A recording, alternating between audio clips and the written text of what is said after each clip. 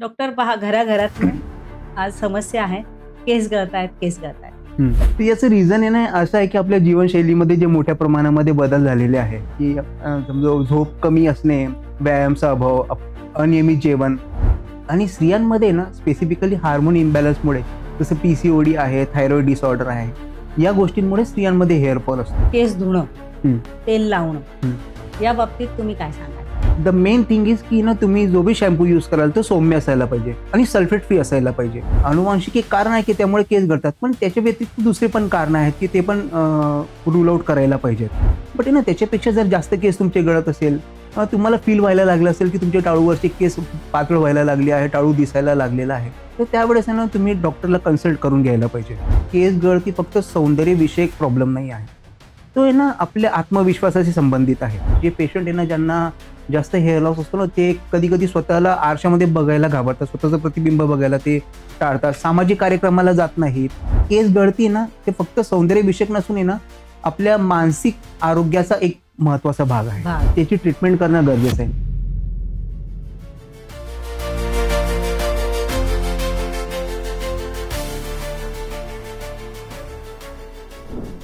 नमस्कार. The white coat dialogues या आपल्या हेल्थ विषयक पॉडकास्टमध्ये आपल्या सगळ्यांचं मनापासून स्वागत. आजचा विषय अतिशय खास, तुमच्या माझ्या सगळ्यांच्या घरातला असा, केस गळती ते टक्कल पडणे. केस गळणे म्हणजे फक्त बाह्य समस्या नाही आहे, आत्मविश्वास आणि एकंदरीतच मानसिक स्वास्थ्यावर परिणाम करतं. म्हणून मग केसांविषयी काय उपचार आहेत, काय आधुनिक पद्धती आहेत, त्याच्यावर काय उपाय आहेत, ह्या सविस्तरपणे आपण आज जाणून घेणार आहोत.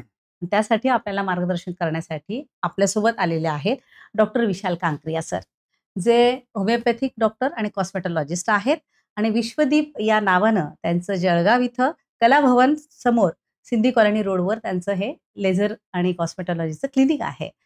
डॉक्टर बत्रा आणि लॅक्मे इंडिया यांच्यासोबत त्यांचं 7 वर्षाचं काम आहे. होमिओपॅथिक डॉक्टर तर आहेतच, त्याच्यात त्यांचा गाढा अभ्यास आहेच, पण नवी दिल्ली इथनं फेलोशिप इन मेडिकल कॉस्मेटॉलॉजी त्यांनी केलेला आहे. असा प्रदीर्घ अनुभव या क्षेत्रातले असलेले डॉक्टर विशाल कांकरे यांच्याकडनं आपण सविस्तरपणे आज केसांविषयी जाणून घेणार आहोत. डॉक्टर विशाल नमस्कार. नमस्ते. द व्हाईट कोट डायलॉग्स या आपल्या पॉडकास्टमध्ये मनापासून स्वागत. डॉक्टर पहा घराघरात आज समस्या आहे. केस गळतायत, केस गळतायत. तर खरंच केस गळती एवढी कॉमन झाली आहे का? एवढी सामान्य झाली आहे का?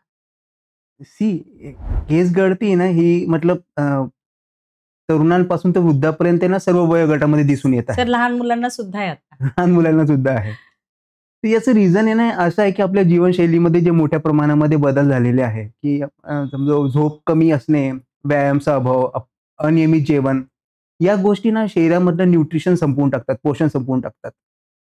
या व्यतिरिक्त मोबाईल आणि लॅपटॉपचा अतिवापर झालेला आहे, चुकीचे शॅम्पू, हेअर कलर्स, यामुळे सुद्धा आहे ना या गोष्टीमध्ये भर पडते.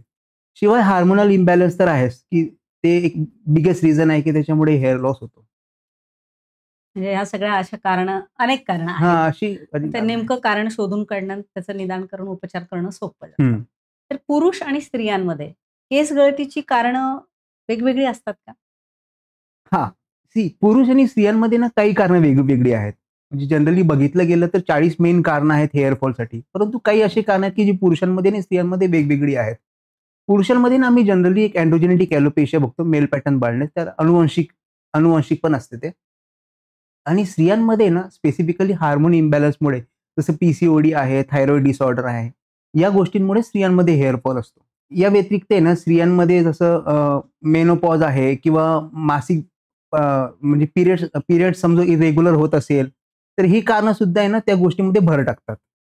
म्हणजे ओव्हरऑल तुमची दिनचर्या आणि हार्मोनल इम्बॅलन्स पण त्यामध्ये काम करतो. हां. सर आता केस गळतीचं निदान कसं करावं? म्हणजे कसं करतात आणि त्यावर उपाय काय आहेत?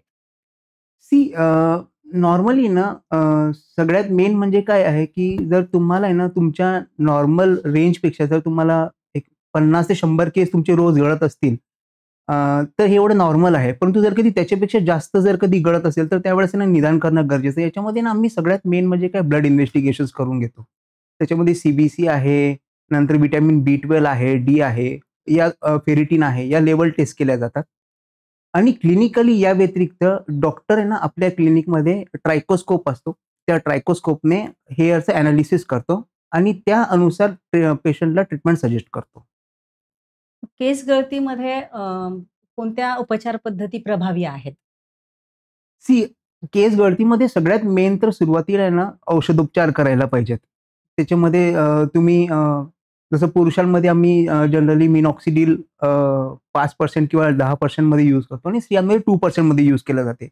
सेम थिंग पुरुषांमध्ये ना एक वेगळं अजून फिनास्टेरॉइड यूज केलं जाते आणि स्त्रियांमध्ये ओरल कॉन्ट्रासेप्टिव्ह यूज केलं जाते. या व्यतिरिक्त तुम्ही तुमचं डायट बरोबर ठेवायला पाहिजे. म्हणजे एक समतोल आहार असायला पाहिजे. त्याच्यामध्ये तुमचं प्रोटीन आहे, व्हिटॅमिन्स आहेत, मिनरल्स आहे, याचं बॅलन्स असायला पाहिजे.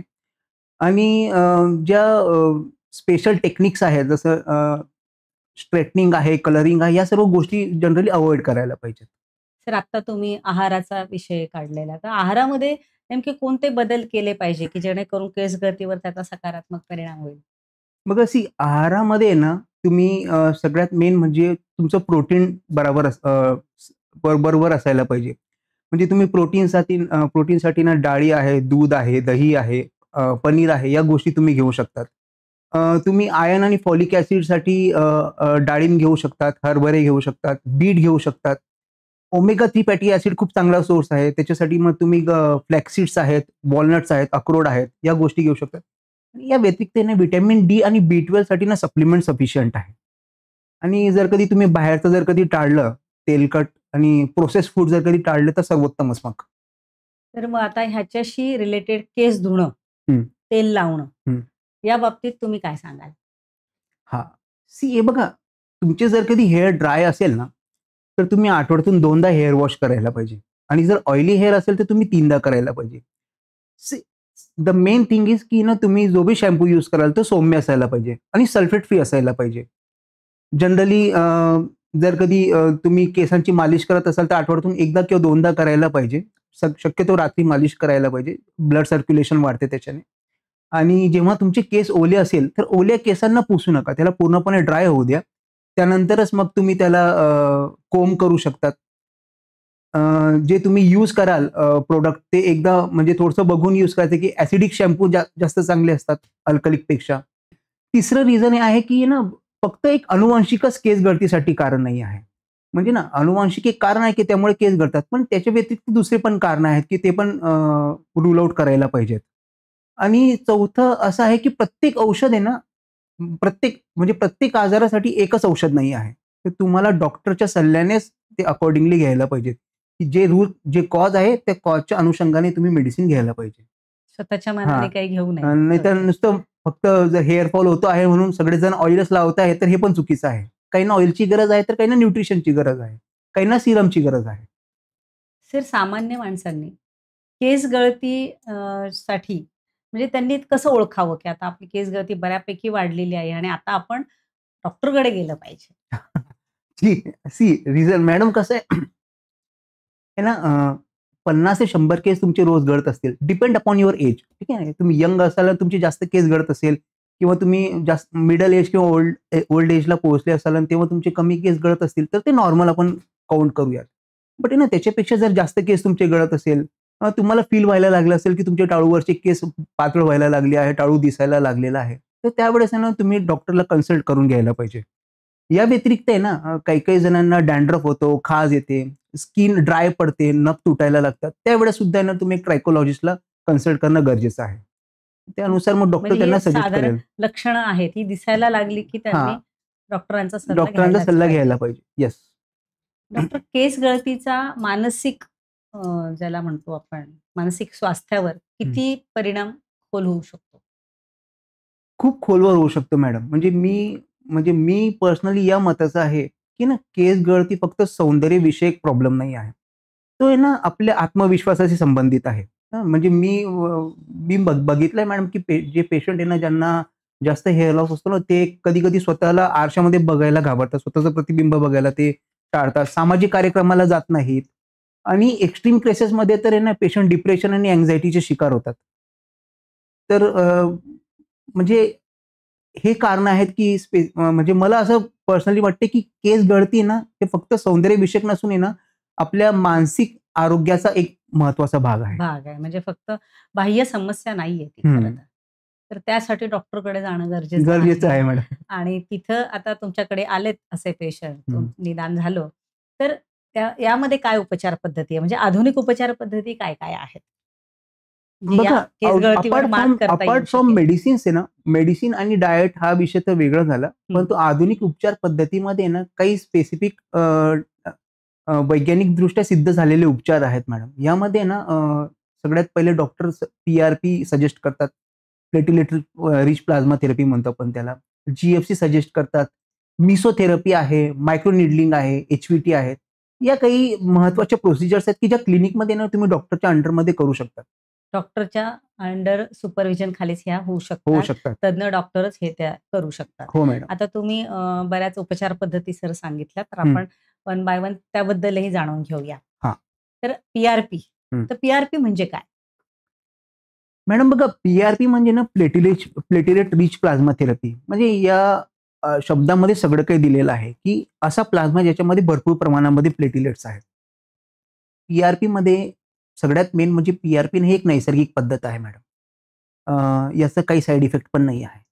पी-आर-पीमध्ये पेशंटचं स्वतःचं ब्लड घेतलं जाते. त्या ब्लडमधून त्या प्लाझ्माला वेगळं केलं जाते आणि त्या प्लाझ्माची इंजेक्शन दिली जातात.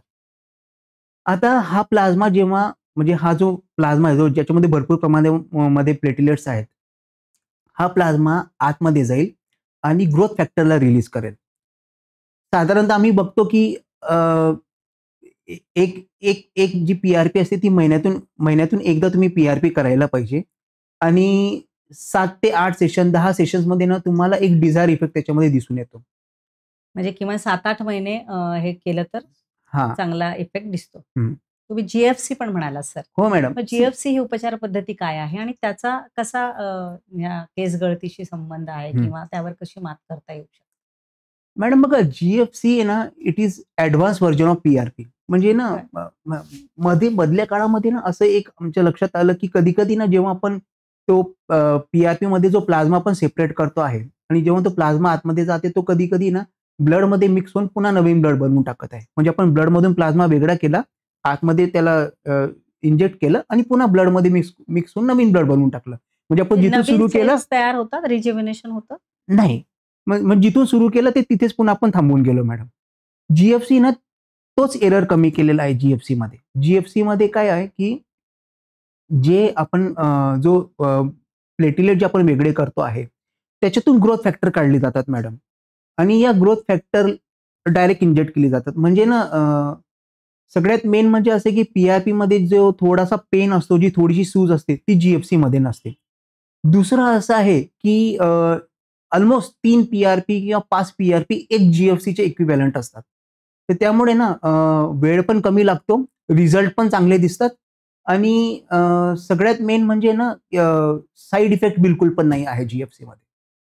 हां, म्हणजे ही थोडीशी ॲडव्हान्स अजून येस, टेक्नॉलॉजी. Yes madam. तर मेसोथेरपी पण तुम्ही म्हणाला होतात. तर मेसोथेरपी काय आहे? हां. सी मॅडम, मेसोथेरपी एक फ्रेंच टेक्नॉलॉजी आहे.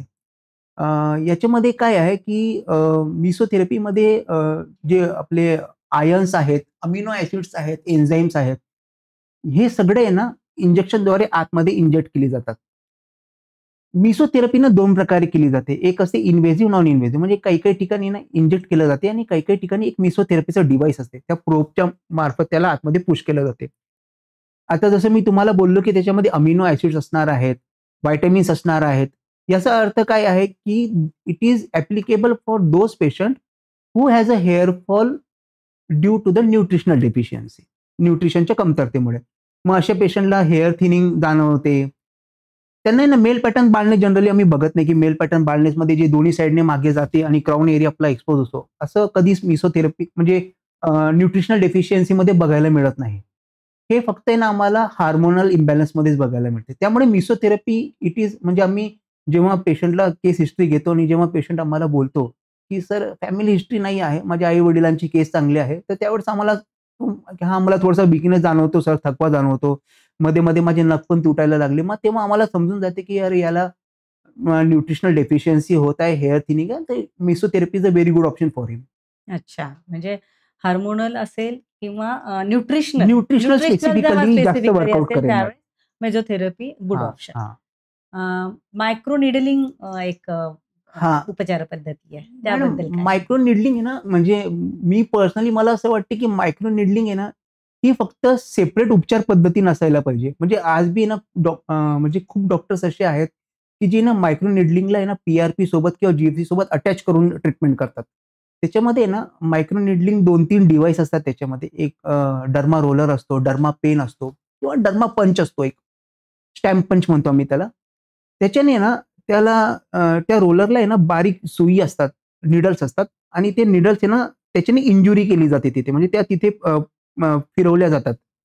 तर तिथे ना ब्लड सर्क्युलेशन सुरू होऊन जाते आणि ब्लड सर्क्युलेशन सुरू झाल्यानंतर मग स्किन आहे ना, तिला नॅचरल हील करायला सुरुवात करते.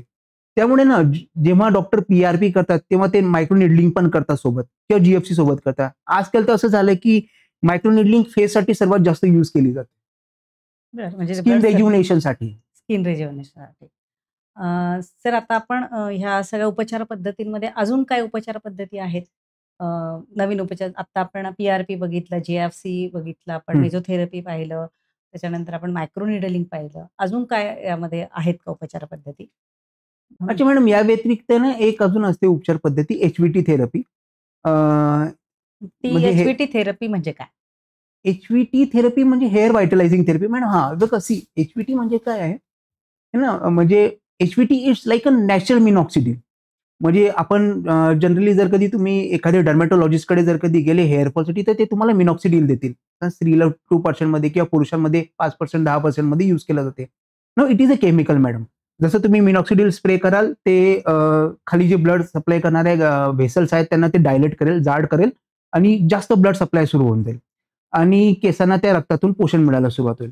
पण मग आहे ना, काय असते त्या मिनॉक्सिडिलवरची आपली डिपेंडन्सी वाढत चालते. मग जिथपर्यंत मिनॉक्सिडिल तुम्ही यूज करणार नाही, तिथपर्यंत तुम्हाला तिथे नवीन केस येणार नाही.